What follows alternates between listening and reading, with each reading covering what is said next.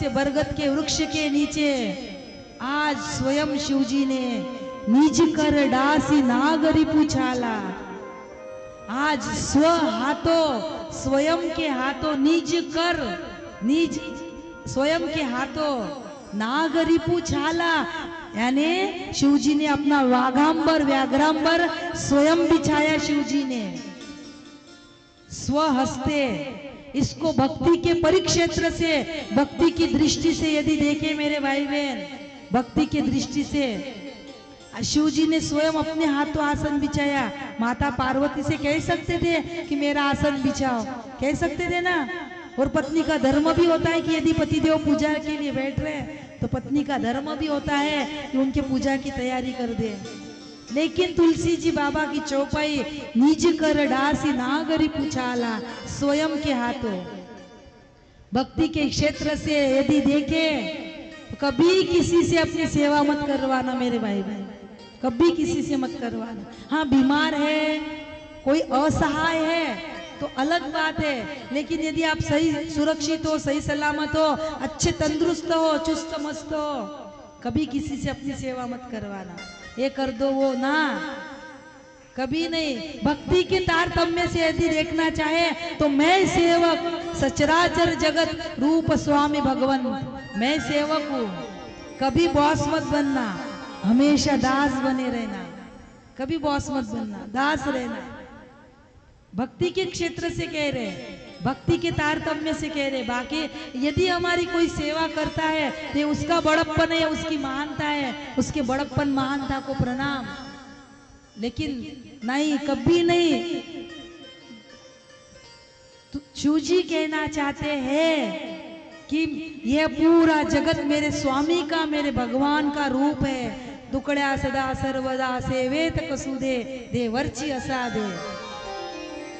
ये पूरा जगत मेरे परमात्मा का स्वरूप है। सिया राम मैं सब जग जानी। मैं कभी किसी से अपनी सेवा नहीं करवाऊंगा। शिवजी ने स्व हाथों से अपना आसन बिछाया, निज कर डासी नागरी पूछाला, बैठे सहज ही शंभु कृपाला। शिवजी सहज है मेरे भाई बहन, बहुत सहज है।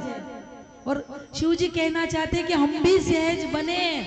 उत्तमो सहजावस्था, सबसे उत्तम है सहजावस्था। कोई एक्शन नहीं, सहज व्यक्तिमत्व देखना आपने। उसका बैठना, उसका बोलना, उसका चलना, उसका मिलना सहज होता है।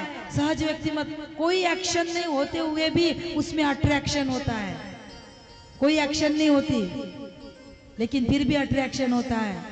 राष्ट्र संत तुकडोजी महाराज भी कहते हैं कि सहज समाधि चलते फिरते हर कामों में रखना है। उत्तमा सहजावस्था साधो सहज समाधि भली, कबीर जी भी कहते हैं। सहज रहना।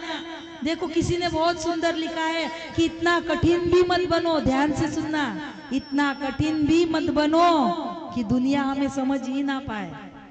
इतना कठिन भी मत बनो कि दुनिया हमें समझ ही ना पाए, और इतने सरल भी मत बनना कि दुनिया हमें ही खा जाए। इतने सरल भी मत बनना कि दुनिया हमें ही खा जाए। इतने उग्र भी मत बनो।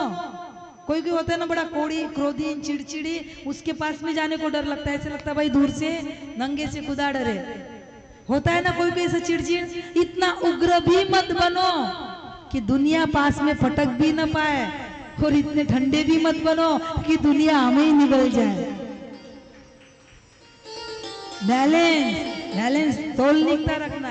देखना जो ठंडा होता है ना उसको निचोड़ के ले लेती है दुनिया, पूरा निचोड़ लेती है। ये तो सादे ही है, इनको सब चलता। ये तो सादे ही है, इनको सब चलता। अरे वो सादा नहीं होता, वो सहज में होता है। लेकिन दुनिया उसकी सहजता को सादापन बोलती है। ये तो सादा ही है, यानी सब चले।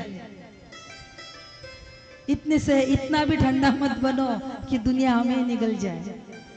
तौलनीक रहना, तौलनीक बिल्कुल। आपने लक्ष्मण जी परशुराम जी का संवाद पढ़ा होगा, सुना होगा मानस में। जब परशुराम जी आए तब लखन जी कितने उग्र थे। उग्र थे ना लखन जी, बार बार एक ही बात बोले, बार बार। लेकिन परशुराम जी के सामने राम जी कैसे थे? न उग्र थे न शांत थे। जब पहले गए तो प्रणाम किया, हो रे क्यों एक दास तुम्हारा। पहले गए तो प्रणाम किया, और जब बात नहीं बन रही थी, बार बार परशुराम जी कह रहे थे ऐसा मेरे हाथ में कुठार है, फरसा है, नहीं से, तब राम जी ने एक ही शब्द कहा, सुनो हे ब्राह्मण देव, काल ही डरे नर न रघुवंशी, हम रघुवंशी, हम रघुकुल के हैं, हम काल से भी नहीं डरते। ये बात लखन जी ने कितने बार बोली, काम नहीं बना। राम जी ने एक बार बोली, काम बन गया। न उग्र न कृपा, दोनों भी नहीं चाहिए, जैसा चाहिए दोनों भी नहीं चाहिए, बैलेंस में होना, सहजता में जिए, हम सहजता में जिए। ये शिव जी का स्वरूप हमें उपदेश दे रहा, उसका बता रहे हैं हम।